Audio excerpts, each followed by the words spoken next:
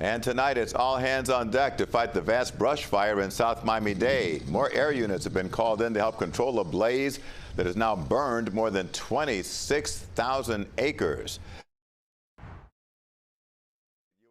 Near mile marker 126 at Florida City, traffic there is flowing, but Cardsound Road remains shut down, meaning no traffic in or out of the Keys. Miami-Dade Mayor Daniela Levine Cava called in the extra air support since much of the fire is out of reach to firefighters on the ground.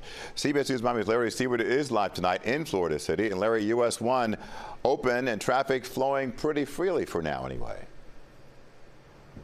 It is. In fact, there's not much traffic that you can see over my shoulder. You can see the flashing light of a Miami-Dade police officer or sheriff deputy sitting there. But these cars moving swiftly, 50% of the fire contained. Today, authorities ramped up their aerial assault on that brush fire.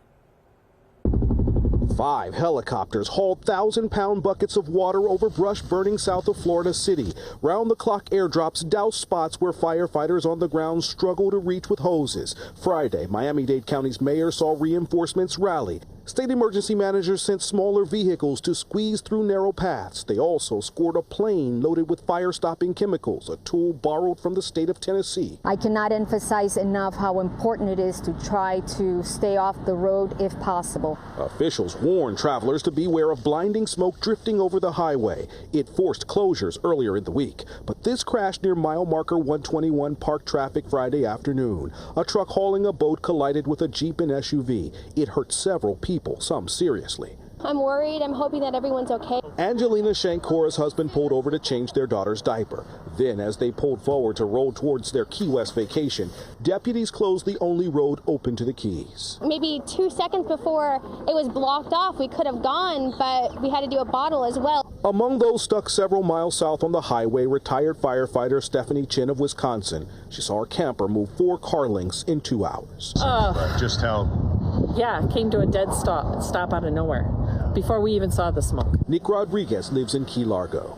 This is one of the joys of living on an island. If there's an accident, this happens. I usually keep a fishing pole in the back of my car. His head turned at the sound of one car passing, hoping it's a sign of change on the overseas highway.